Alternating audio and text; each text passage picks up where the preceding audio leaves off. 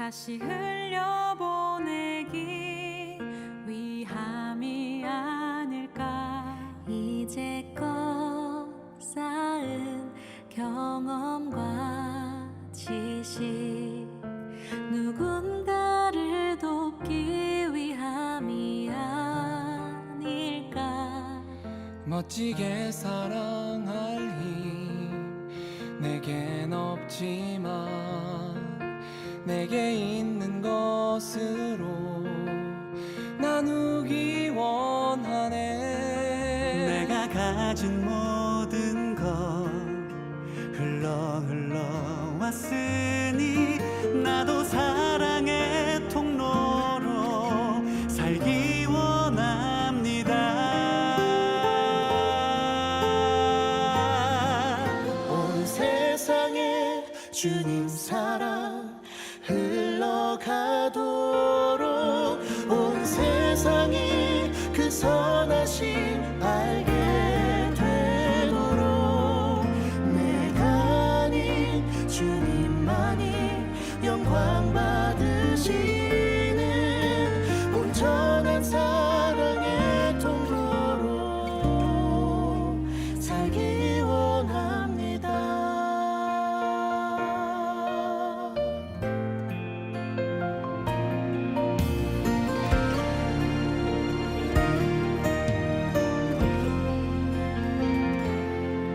이제껏 받은 많은 사랑은 다시 흘려보내기 위함이 아닐까.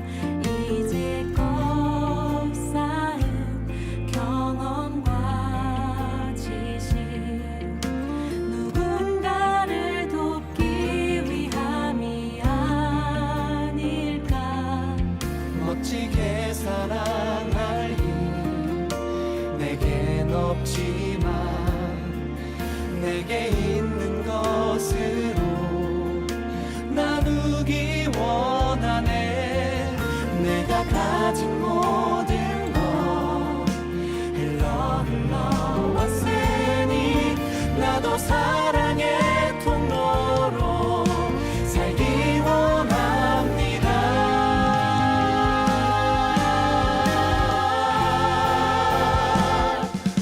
온 세상에 주님 사랑 흘러가도록, 온 세상이 그 선하심 알게 되도록, 내가 아닌 주님만이 영광 받으시는 온전한 사랑의 통로로 살기 원합니다. 온 세상에 주님 사랑 흘러가도록, 온 세상이 그 선하심 알게 되도록, 내가 아닌 주님만이 영광 받으시는 온전한 사랑의 통로로, 온전한 사랑의 통로로, 온전한 사랑의 통로로 살기 원합니다.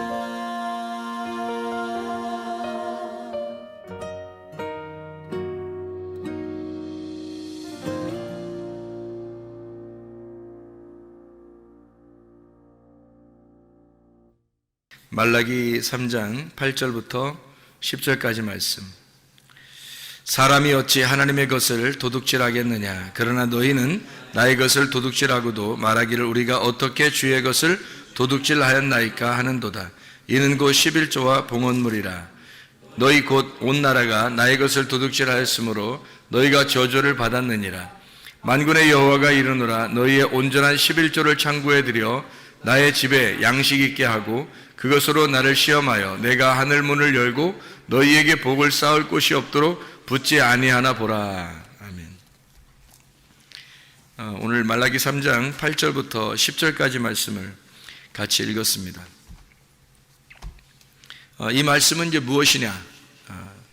이 말씀을 우리가 잘 이해하지 못하고 성경을 보면 이 말씀이 한낱 헌물과 11조 드리지 않으면 벌을 받겠구나. 그래서 잘 드려서 하나님을 시험해 보고 복 받으려면 헌물과 11조를 잘 드려야 되는구나. 이렇게 생각할 수가 있겠으나 그걸 그렇게 생각할 수도 있겠지만 그러나 우리가 좀 성경을 자세히 보면 여기에 두 가지의 이렇게 단어가 나오는데 중요한 두 가지 단어가 나오는데 자세히 보면은 조금 다르게 나와요. 어떻게 한번 봐봐요. 한번 어떻게 보면 말라기 3장 8절을 보면 뭐가 나오냐면 도둑질했는데 뭘 도둑질했는가 봤더니 11조와 봉헌물이라 이렇게 돼 있죠. 11조와 봉헌물을 도둑질했다 그렇게 돼 있어요. 그죠? 그래 놓고서 10절에 보니까 뭐라고 돼 있어요? 만군의 여호와가 이르노라 너희의 온전한 뭐를 11조를 창구에 들여서 여기엔 봉헌물이 없네요. 그죠? 봉헌물이 없어요. 11조만 잘 들여서 그래서 양식 있게 하고 하늘문을 열어서 복을 쌓을 곳이 없도록 붙지 아니하나 보라 이렇게 돼 있어요. 그러니까 여기에서 중요한 단어는 사실은 봉헌물과 11조라고 하는 두 개를 가지고 뭐를 갖다 쌓아놓으라는 거예요? 11조를 쌓아놓으라는 거예요. 그러니까 봉헌물이 있고 11조가 있는데 그 중에서 11조를 쌓아놓으라 그렇게 얘기한 거죠. 그죠? 두 개를 도둑질했는데 너희가 두 개를 다 도둑질했는데 하나를 쌓아놓으라는 거예요. 뭘 쌓아놓으라면 11조를 쌓아놓으라 이런 의미인데 여러분 이제 이거를 자세히 성경을 알고서 봐야지 성경을 알지 못하고 그냥 보면은 이게 뭐야 무슨 말이야 뭐 이렇게 생각할 수 있단 말이에요. 봉헌물은 뭐고 뭐 11조는 뭐야? 쉽게 얘기해서 봉헌물하고 11조를 비교해 줄게요. 어떤 거냐면 이게 레위기 2장 13절에 보면 너희 소제물을 드릴 때 뭐를 빼지 마라? 소금을 빼지 마라 그랬죠? 소금을 꼭 같이 드려라 그렇게 말했잖아요. 소금을 드려야지만이 이 소제물을 받겠다 그런 얘기잖아요. 그죠? 그러니까 소제물하고 소금하고 같이 나와야 되잖아요. 근데 중요한 건 뭐예요? 핵심은 소금이 핵심이라는 거죠. 그러니까 봉헌물과 11조가 있어요. 그 둘 중에서 핵심은 뭐라는 거예요? 11조라는 거예요. 그러니까 이렇게 이해가 되겠죠. 무슨 말이냐면 11조가 소금인 거고 봉헌물이 소제물인 거지. 그러니까 소제물에 소금을 같이 넣어서 하나님 앞에 드려야 된다.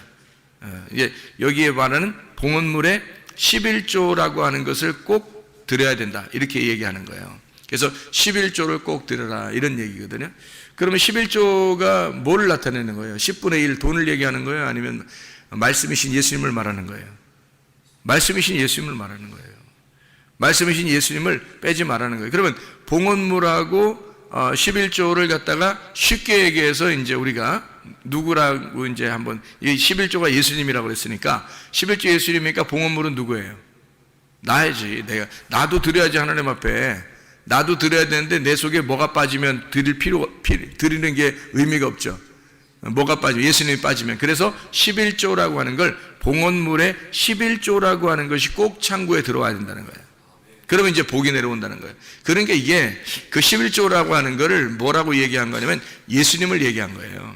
예수님. 봉헌물을 나라는 것을 얘기한 거죠. 그러니까 너도 빠지고 예수님도 빠졌다는 거야. 그런데 너가 중요한 게 아니라 이 중에서는 11조가 굉장히 중요하다는 거예요. 11조가 없으면 봉헌물이 아닌 거지. 11조가 없으면 봉헌물 자체가 안 되는 거예요. 성립이 안 되는 거예요. 그래서 11조를 얘기한 거지. 그게 이제 뭐라는 얘기하면 나라는 것을 하나님 앞에 드려야 되는데 내 속에 그리스도가 있어야 하나님이 받으신다 그 말이에요. 그러면 결국에는 이제 나도 중요하고 속에 있는 예수님도 중요한 거죠. 그죠? 봉헌물도 중요하고 11조도 중요한 거지. 그 중에 핵심은 11조라는 거죠. 소제물도 드려야 하고 그 속에 소금도 들어가야 되니까 소제물에 소금이 들어가야 되니까 소금이 더 핵심인 거죠. 그러니까 소금이 핵심인데 소금 없이는 이 소제물은 드려봐야 의미 없다는 거예요. 가인이 소금 없이 소제물을 드렸죠. 하나님 앞에. 그때 하나님 안 받잖아요. 가인 거를. 이제 소금이 안 들어갔으니까 안 받는. 제사를 아무리 열심히 드려도 안 된단 말이에요. 성경을 영적으로 이렇게 보고 말씀을 이렇게 좀 깨닫고서 이렇게 보잖아요. 그러면 창세기부터 요한계시록까지 엉뚱한 뭐 얘기하는 거 아니에요. 사람들 뭐 11조 안 내면 저주를 받는다, 무슨 뭐 헌금을 뭐 이렇게 해야 된다, 저렇게 해야 된다, 요즘은 드리라, 드리지 마라, 뭐 별 얘기를 다 하는 거예요. 근데 그런 얘기가 아니죠, 사실은. 여기에 있는 것은 네 안에 그리스도를 드려야 된다, 그런 얘기예요. 봉헌물에 11조가 꼭 필요한 거다. 하나님 앞에 그거 가져와라, 그거예요. 아니, 예수님이 있는 사람이 그냥 그냥 하나님 앞에 그냥 교회는 맘대로 그냥 자기 맘대로 다니고 이러겠어요? 생각해 보세요. 그리스도가 속에 있는 사람은 교회가 자기예요. 그리스도가 교회라고. 그리스도가 교회고 교회가 그리스도예요. 그 사람은. 그러니까 자기의 삶이 오직 그리스도 중심으로 사는 거죠. 그러니까 자기 삶이 전체가 이렇게 있다면, 봉헌물이라면, 삶으로 하나님 앞에 예배를 드린다면 그 중에 교회가 11조인 거죠. 그러니까 교회가 굉장히 중심인 거예요. 자기의 삶이 언제나 생각이 다 교회로 집중되는 거죠. 왜냐하면 자기의 삶이 전체가 봉헌물이니까. 그렇죠? 자기의 삶이 다 봉헌물인데 그 안에 교회라고 하는 것이 핵심이다. 그렇게 되는 거죠. 이것이 이제 그 창세기 2장 7절에 보면 뭐예요? 흙에다가 뭐가 들어왔어? 생기가 들어왔어요. 그러니까 흙이 중요해, 생기가 중요해요? 둘 다 중요해요. 둘 다 중요한데 어떤 게 더 핵심이에요? 생기가 더 핵심이죠. 그게 생명인 거예요. 그러니까 흙도 중요한 거예요. 왜? 생기 혼자 떠돌아다니면 그냥 영이 혼자 떠돌아다니는 거지 뭐. 그건 사람이 아니잖아요. 그냥 영이지. 영이 혼자 돌아다니는 거잖아. 그러니까 흙이 반드시 필요해요. 흙이 필요한데 흙은 근데 생명이 없잖아. 그죠? 생기가 생명이 있단 말이야. 그래서 생기가 없는 흙은 의미가 없는 거지. 그러니까 흙이 나고 속에 생기가 말씀이신 예수님이죠. 나는 사실 살아있는 게 아니죠. 생기라는 말씀이신 예수님이 내 안에 들어올 때 내 몸이 오히려 살아난 거죠. 살아있는 거지. 그러니까 나 자신이 하나님 앞엔 봉헌물이에요. 그런데 나라는 봉헌물이 예수 그리스도라는 11조가 내 속에 없으면 나라는 봉헌물을 하나님 안 받는 거죠. 생명이 없으니까 나라는 흙덩어리를 뭐하러 받아요? 살아있어야 받는 거지. 그래서 생기가 들어오면, 흙에다가 생기가 들어오면 이 생기를 가지고 있는 살아있는 홀이 되는 거예요. 하나님의 그 제사장, 하나님의 제사장이 돼서 에덴 동산을 지키는 자가 되는 거죠. 에덴 동산을 농사하는 자가 돼요. 예배하는 자가 되는 거예요. 그게 창세기 2장 7절에 말하는, 창세기 2장 5절에 농사할 자를 만들어 아바드 한다 그랬죠. 2장 7절에 흙에 생기를 불어넣어서 만들고 그 다음에 생기가 들어간 다음에 에덴 동산이 만들어지잖아요. 에덴 동산이라는 건 그 이후에 만들어지는 거예요. 그래서 거기에 예배를 드리는 장소, 이게 성전이에요. 에덴 동산이 성전이라고. 거기에 예배를 드리는 사람을 만들었어요. 뭐가? 11조가 들어온 봉헌물 통해서. 그래야 하나님 받으시는 거지. 그죠? 나라는 흙덩어리에다가 생기가 들어온 거죠. 소재물에 소금이 들어온 거고 어린 양의 피가 있는 거죠. 그게 생기예요. 그거가 있어야 살아있는 혼이고 그게 예배를 드리는 자란 말이죠. 그게 제사장이라는 거예요. 그러니까 성경이라는 건 전체적으로 이렇게 파악되지 않으면 성경을 보기가 힘든 거예요. 그러니까 거기 단어가 이렇게 나오면 그 단어만에 막 집중한단 말이에요, 사람들이. 그러니까 단어에 집중하지 말라는 뜻이 아니에요. 그 의미를 알아야죠. 근데 단어에 집중하다 보니까 다른 걸 놓치는 거예요. 다른 걸 놓치니까 앞에서는 이렇게 얘기했는데 뒤에서는 다르게 얘기하고, 앞에서는 다르게 얘기했는데 뒤에서는 이렇게 얘기하고, 이렇게 된단 말이에요. 그러면 성경이 틀려지죠. 자기가 생각대로, 임의대로, 생각한 대로 성경을 얘기하는 거예요. 그러면 안 되는 거죠. 성경이 다 일치가 되는 거죠. 성경이 일치가 되니까 창세기부터 요한계시록까지 사실은 하나를 설명하려고 하는 거예요. 누구를? 예수를 설명하고 싶어서 이걸 성경을 갖다가 써놓은 거니까 그 예수를 갖다가 잘 우리가 발견해내는 것은 밭의 보화를 발견해내는 거고, 그 보화를 발견해냈을 때 내 모든 것을 잃어버리고 그 보화를, 이 밭을 사는 것은 당연한 거라는 거죠.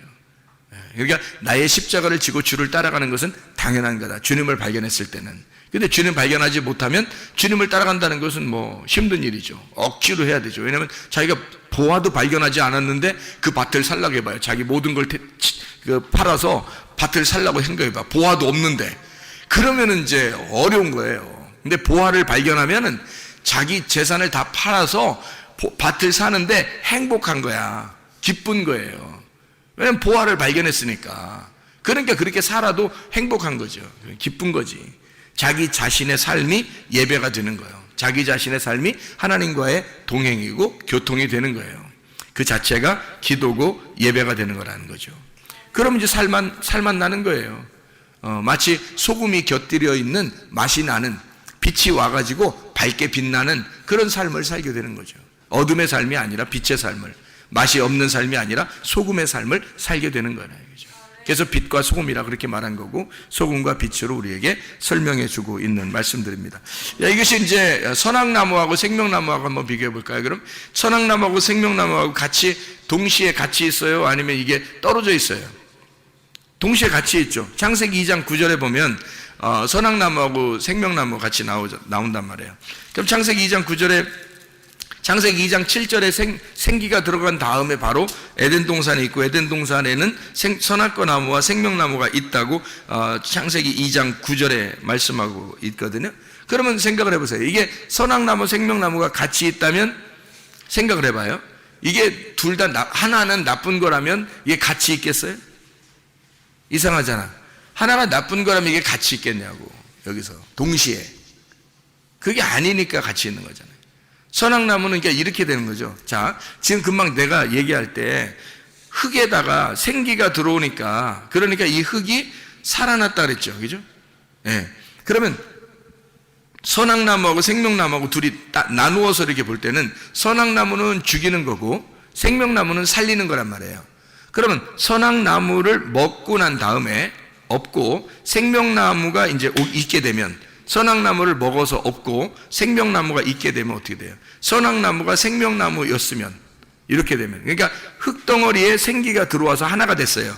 선악나무에 생명나무가 들어와서 하나가 됐단 말이야. 그러면 이게 나쁜 거예요? 좋은 거예요? 살아있는 거예요. 그러니까 선악나무도 필요한 거였고 생명나무도 필요한 거였어요. 생명이라는 게 근본적으로 왜 필요한 거예요? 생명이라는 게 생명의 반대말이 있으니까 생명이 있는 거예요. 부활이라는 것도 아시죠? 부활이라는 것도 부활이 왜 있는 거예요? 죽은 게 있으니까 부활한 게 있는 거예요. 생명이 있다는 것은 사망이 있기 때문에 생명이 있다는 거예요. 사망이라는 단어가 있기 때문에 생명이 있는 거지.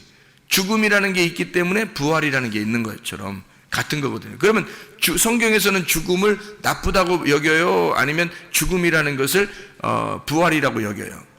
죽음을 부활이라고 여겨요. 죽음을 안식이라고 여긴다고.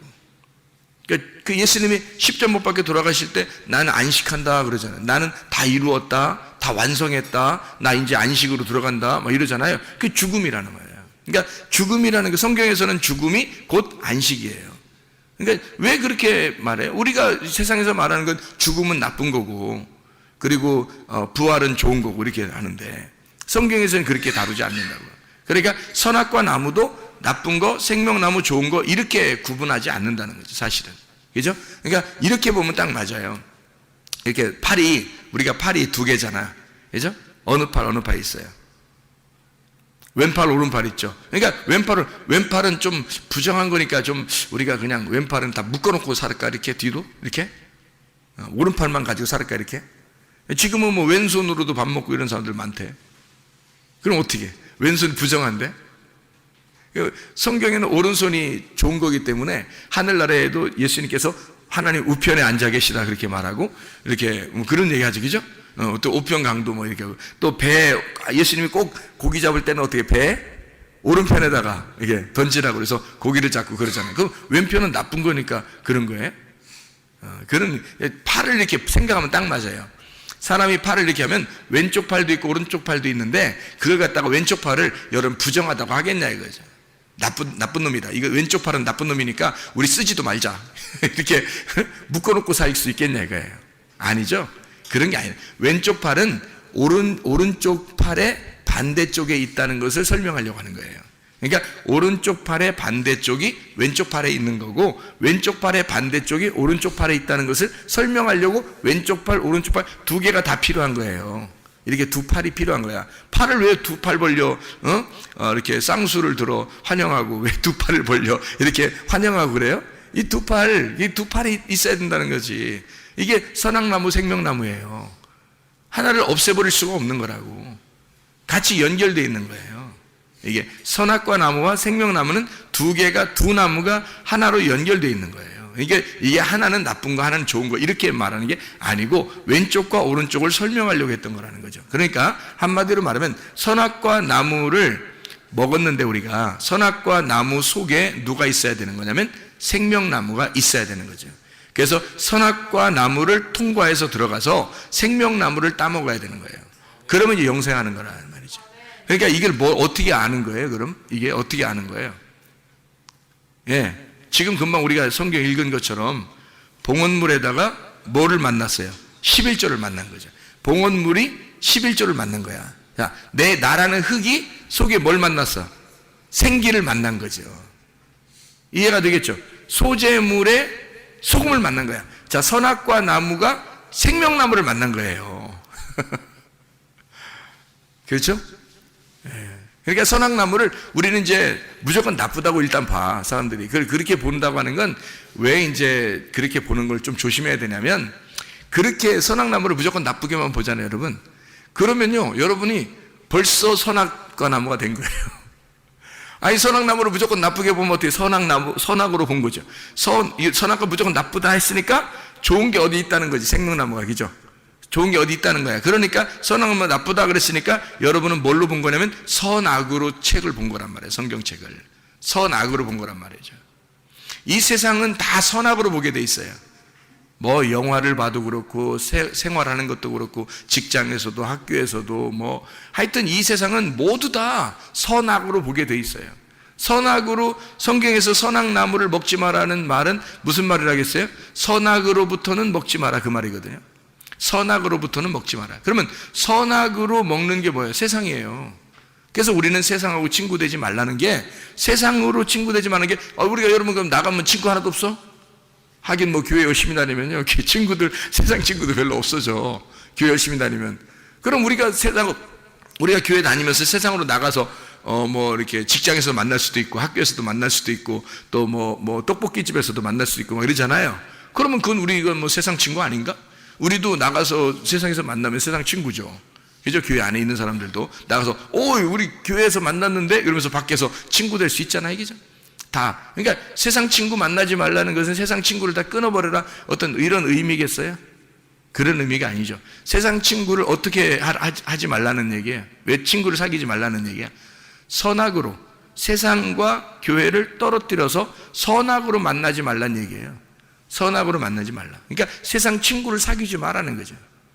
그게 다 끊어버리라, 뭐 세상 친구 한 명도 없어야 돼 너는, 이런 얘기가 아니라 세상이라고 하는 선악으로 판별이 되는, 선악으로 구분하는 세상하고 너는 떨어져 있어야 된다. 그래서는 안 된다. 선악으로는 먹지 말아야 된다.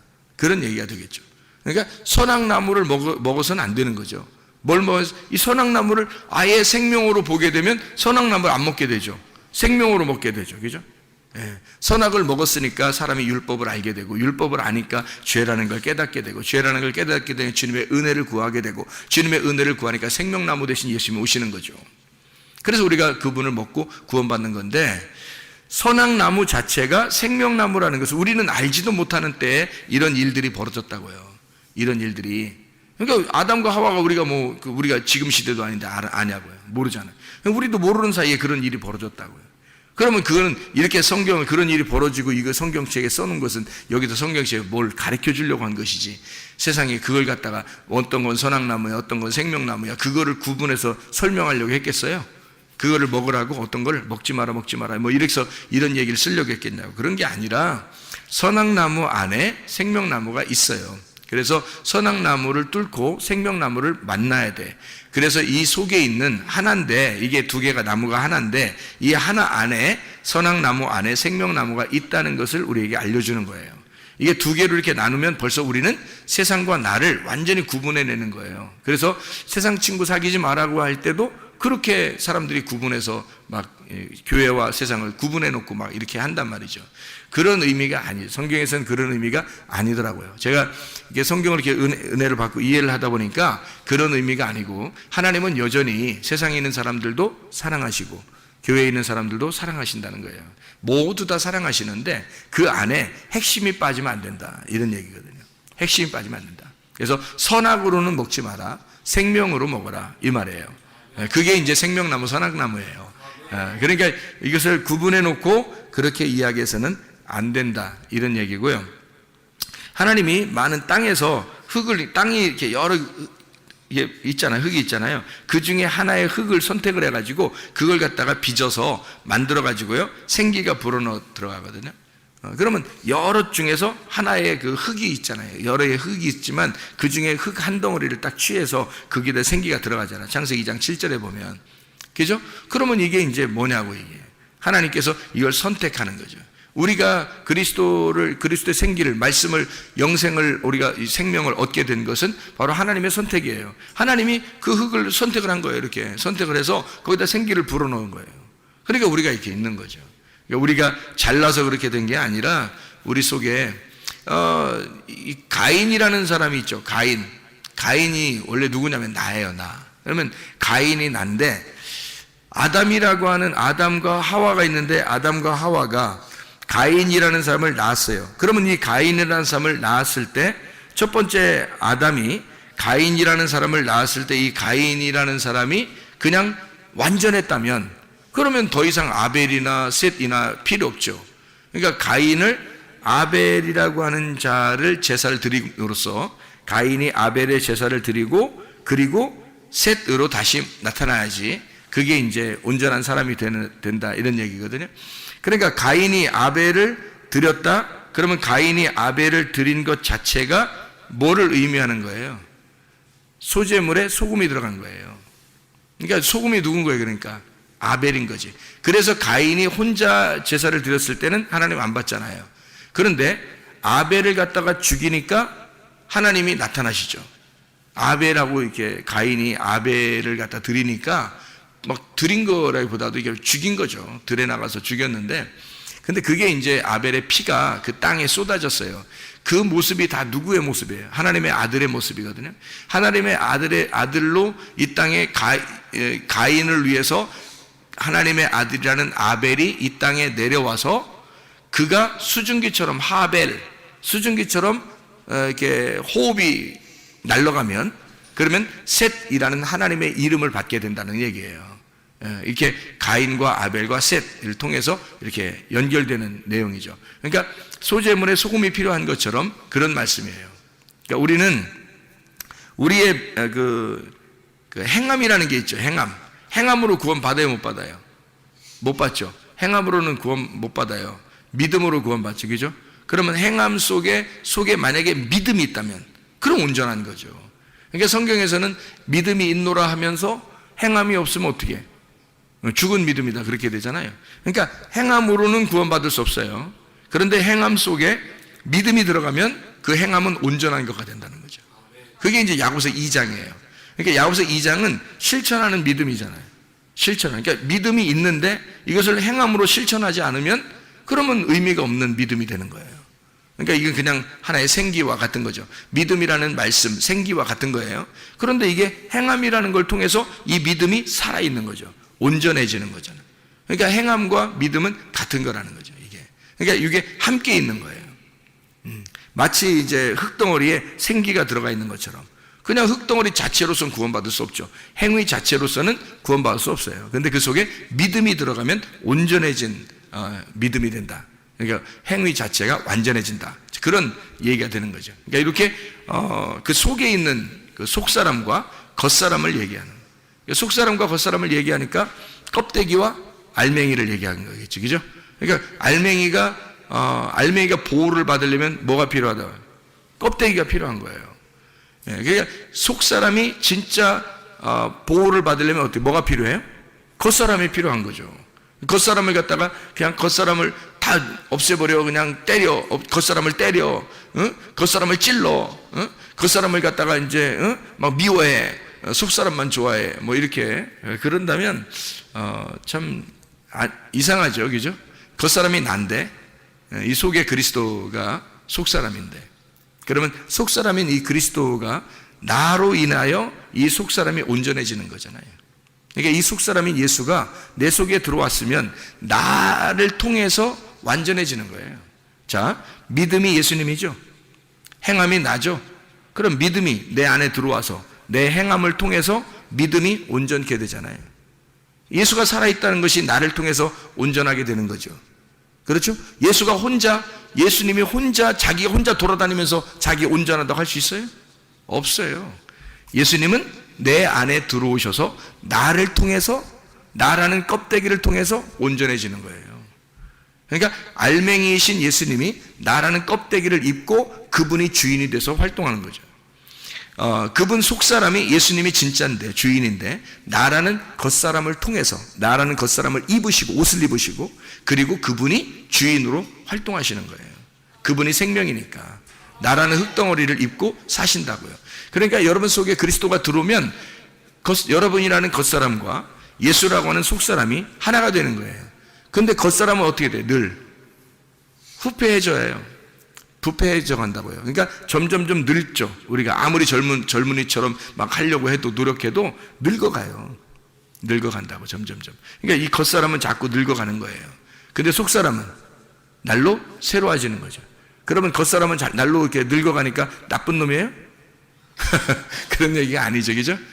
이게 속사람이 중요하다는 얘기지 겉사람이 나쁜 놈이라는 얘기는 아니잖아요.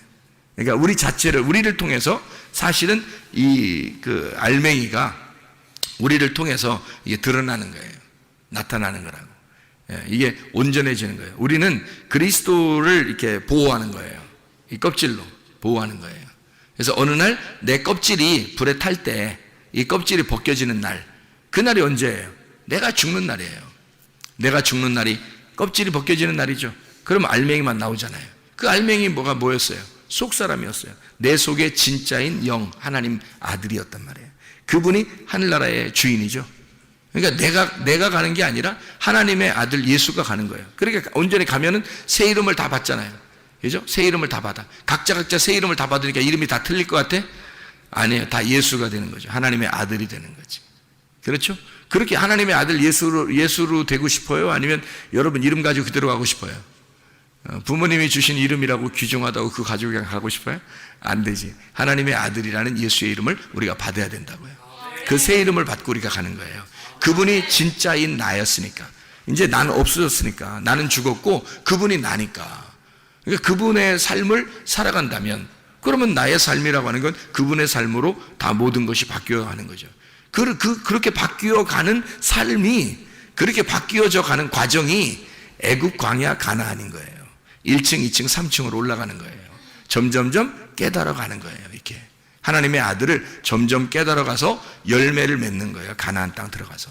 그러니까 껍질이 이렇게 조금씩 벗겨지는 거죠. 껍질이 점점점 벗겨지면서 속에 있는 씨가 나오는 거예요. 그 속에 있는 씨가 나오는, 껍질이 벗겨지고 씨가 나오는 거를 성경에서는 할례라 그러는 거예요. 할례. 그러니까 알맹이를 드러내는 거죠. 껍질을 벗기고 알맹이를 드러내는, 그게 이제 할례라고 하는 거예요. 이게 뭐 굉장히 중요한 거예요. 그래서 왜 그걸 어떤 사람들이 여자는 할례를 안 하고 왜 남자는 할례를 합니까? 아프게 이렇게 따지는 사람이 혹시 있을지 모르는데, 누가 씨를 줘요? 남자가 주기 때문에 그런 거예요. 하늘의 아들, 하나님의 아들 예수가 그분만의 씨를 가지고 있거든요. 하늘의 씨를. 그래서 그분이 이 땅에 벗겨지셔서 내려오지 않으면 씨를 못 받아요, 우리가. 그래서 그분이 알맹이라고 하는 것을, 씨를 전달해 주기 위해서 내려오셨기 때문에 남자만 주는 거예요. 남자만 할례를 받으라는 거예요. 남자만. 왜냐하면 여자는 받는 거지 씨를 주는 자가 아니잖아. 여자는 알맹이가 아니에요. 껍질이지. 그러니까 껍질 속에 알맹이가 들어가는 거예요. 이렇게. 그래서 하늘에 있는 아들이 내 속에 들어오는 거라고. 그게 생기가 흙덩어리에 들어오는 거라는 거예요. 이게. 그래서 알맹이가 껍질을 입는 거예요. 그게 남자가 여자를 만나는 겁니다. 그날이 여자를 아는 날이죠. 신랑이 신부를 만나는 날이란 말이에요. 그게 얼마나 귀한 얘기인지 모르죠. 이게 비밀스러운 거죠. 그러니까 성경의 에베소 5장에 보면 신랑과 신부, 남자와 여자, 남편과 아내, 그리스도와 교회, 이것이 뭐라고? 비밀이라 그렇게 말하잖아요. 그죠? 신비하다 이런 얘기하죠. 놀라워요. 그러니까 신비한 거예요, 이게 성경이. 그걸 이제 이렇게 파헤쳐 나가는 거죠. 이게 파헤쳐 나가는 게 1층에서 2층으로, 2층에서 3층으로 이렇게 파헤쳐 나가는 거예요. 점점점 껍질이 벗겨지는 거죠. 이렇게 눈꺼풀이 점점점 열리는 거예요. 이렇게 좀씩 열려서 탁 분명하게 뜨는 영적인 눈이 이제 1층에서 보는 눈하고 2층에서 보는 눈하고 3층에서 보는 눈이 틀린 거예요. 산 밑에서 보는 거하고 산 중턱에서 보는 거하고 산 꼭대기에서 보는 건 완전히 틀린 거죠. 산 꼭대기에서 보는 걸 호라우 했다고 그래요. 호라우. 완전히 영적인 눈이 열렸다. 바울 사도가 영적인 눈이 열린 것처럼 이렇게 열려버렸다 할 때 그때 계시를 받는 그 열림, 그게 호라우 열림입니다. 눈이 열렸다. 그렇게. 그러니까 이렇게 껍질 속에 알맹이, 소재물 속에 소금, 봉헌물 속에 11조. 그래서 11조를 너희가 창고에 들여놔라 이렇게 한 거예요. 봉헌물 안 나오잖아요. 그죠? 말라기 3장 10절에 봉헌물이라는 말이 안 나오죠. 그죠? 말라기 3장 그 앞에는 분명히 봉헌물과 11조라고 했죠. 말라기 3장 8절에는 그렇죠? 그런데 말라기 3장 10절에는 11조만 들여놓으라고 했잖아요. 봉헌물이 뭐니까? 너니까. 봉헌물이 너니까 네 안에 뭘 들여놓으라? 11조를 들여놓으라는 거죠. 그러면 온전한 봉헌물이 되는 거죠. 그게. 그 11조가 들어오지 않으면 온전한 봉헌물이 되지 않아요. 11조는 11조고 봉헌물은 봉헌물 되는 거죠. 그러니까 우리가 이 헌금을 드려도 말이에요. 말씀이 육체로 오셨죠. 말씀이 육체로 오신 예수님이잖아요. 그러면 육체를 어떻게? 육체를 십자가에 매달아 죽으면 말씀이 남죠. 그러니까 육체라고 하는 물질을 하나님 앞에 드리면 그러면 말씀이라는 성령이 남는단 말이에요. 그게 진짜라는 거죠. 그렇죠? 그러니까 말씀이 육체를 입고 내려오는 게 하나님의 아들이 육체를 입고 내려오는 거가 먼저고 먼저 내려오면 그것이 여기서 이제 껍질을 까야죠. 그래서 육체라고 하는 것을 십자가에 매달아 죽이면 말씀이라는 것이 남는 거예요. 그러니까 이걸 껍질을 까면 물질을 하나님 앞에 이렇게 십자가에 매달아 드리면 물질을 우리 자신을 십자가에 매달아 들어요. 그럼 뭐만 남느냐면 이게 십자가에 부활하신 예수만 남는 거예요. 그러면 그게 11조란 말이에요. 그 온전한 11조가 예수, 부활하신 예수님이라고. 그분을 가져오라는 거예요.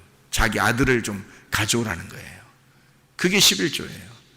그러니까 진짜 여러분이 하나님의 아들을 만나지 못하면 예배는 안 되는 거죠. 11조가 없는 거죠. 11조 없는 봉헌물이 되는 거예요. 그러면 한마디로 말하면 흙덩어리만 앉아 있는 거예요. 생기 없이. 그러면 안 되죠. 그러니까 생기가 들어와야 돼요. 하나님의 말씀이라는 그 생기가 들어와서 살아있는 자가 돼야 된다는 거죠. 그래야 여기 앉아 있는 것도 예배가 성립하는 거예요. 그런 얘기들을 이게 하고 있는 내용들이에요. 성경에서는. 이게 다 이게 들어보면 어떻게 해요? 일치가 되죠. 이렇게. 성경이라는 게, 이게 이렇게, 이래서 이때는 이렇게 얘기하고, 이때 이렇게 얘기했구나. 이 일치가 되는구나. 그게 복음인 거죠. 이게 일치가 안 되면 진리가 아닌 거예요. 사람이요, 진리라는 건 뭐가 진리냐면, 거짓이 없는 게 진리예요. 이게 감춰진 거 드러나면 그게 진리라는 거거든요. 알레테이아라는 게 란다노, 아하고 란다노예요. 란다노가 감춰진 거고 아가 부정이 감춰지지 않았다는 얘기거든요. 감춰진 것이 벗어졌다는 얘기야. 그러니까 사람이 외식적이고 이게 다른 말하고 이러잖아요. 그게 거짓말이란 말이에요. 그러니까 이게 벗겨지지 않고 껍질이 이렇게 딱 있으면요. 이게 진리가 아닌 거예요. 거짓인 거예요. 그래서 여기서 껍질을 벗겨내면 진리가 되는 거거든요. 그 진리는 항상 변함이 없어요. 항상 변함이 없다고. 그래서 진리는 언제나 옛날이나 지금이나 앞으로나 계속 진리 똑같아요. 그래야 진리인 거지. 그래서 성경의 진리라고 하는 것은 뭘 진리라고 하는 거면 그러면 야, 너 진실하게 얘기해봐. 물론 그것도 진리죠. 야, 너 거짓말 하지 마. 너 진실하게 얘기해봐. 그것도 진리겠지만 성경에서 말하는 진리는 옛날 창조 때나 예수님 시대 때나 지금의 시대나 앞으로 이제 주님 재림하실 때까지도 모든 여기에 있는 말씀이 일치가 된다는 거죠. 그걸 진리라고 하는 거예요. 예수 그리스도가 오셔서 이 말씀을 벗겨낸 껍질을 벗겨서 뚜껑을 열어놔 이 계시로 이것이 이제 열렸단 말이에요. 비밀이 사라졌단 말이에요. 감추어진 것이 없어진 거예요. 그것이 그때나 지금이나 똑같은 말씀이 돼야 된다는 거죠. 이게 같은 말씀이 돼야 된다는 거예요. 그거를 진리라고 그래요. 자, 우리가 이것을 여기 있는 걸 컵이라고 그러잖아요. 여기 지금 컵 있잖아요. 컵이 있는데 컵을 갖다가 이게 100년 후에도 컵이라고 해야 되고 10년 후에도 컵이라고 해야 1000년 후에도 컵이라고 해야 되겠죠. 그죠? 그래야 진리인 거지. 이걸 갖다가 뭐 지금은 컵이라고 했는데 100년 후에는 뭐 책상이라고 그러고 뭐 1000년 후에는 무슨 뭐 의자라고 그러고 뭐 이러면 안 되잖아요. 그러면 진리가 아닌 거죠. 무슨 말인지 알겠죠? 성경이라고 하는 게 창세기부터 요한계시록까지 이게 일치가 돼야 된다는 거죠. 그거를 이제 깨달게 되면 아하, 이 열린 거구나 이렇게 되는 거죠. 그게 이제 깨달으면 그게 열리면 그 눈이 열리면 이제 이게 보이는 거예요. 보이기 시작하는 거예요. 이 성경이 감추어진 것이 여는 거죠. 아, 말씀이 이렇게 되었구나. 그렇게 알게 됩니다. 그러니까 진리를 얘기하면은 그 진리는 항상 진짜기 때문에요. 이것은 하나님이 보호합니다. 하나님이 그거를 지켜야 해요. 보호하시고 지켜낸단 말이에요. 왜냐하면 그것마저도 하나님의 보호를 받지 못하고 음부의 권세가 이겨버리면요, 이 진리가 파괴되면 이 땅에서는 희망이 없어요. 하나님의 빛이 파괴가 될 수 있나요? 하나님의 교회가 파괴될 수 있나요? 하나님의 진리가 파괴될 수 있나요? 그럴 수 없습니다. 하나님은 그 진리를 지키는 거예요. 그 빛을 지키는 거라고, 하나님이요. 그래서 우리에게 복음을 먼저 주시고 그 복음 준 그 사람을 하나님이 보호하신단 말이에요. 그게. 그러니까 여러분 속에도 여러분이 그냥 하나님 나 뭐 동행해 주세요 뭐 그렇게 안 해도 돼요. 진리의 말씀이 여러분 속에 들어오면, 그 복음이, 그리스도의 복음이 여러분 속에 들어오면 하나님은 여러분과 동행하십니다. 반드시. 그러니까 주님과 동행하다가 주님 만나시기를 바랍니다. 하나님 아버지 사랑과 은혜를 감사합니다. 아버지 하나님, 우리의 속에 11조 되신 예수 그리스도를 간직하고 그 예수 그리스도의 그 비밀이 우리 속에서 드러나 하나님 주님과 동행하다가 주님 만나게 도와 주시옵소서. 예수 그리스도 존귀하신 이름 받들어 기도 올리옵나이다. 아멘.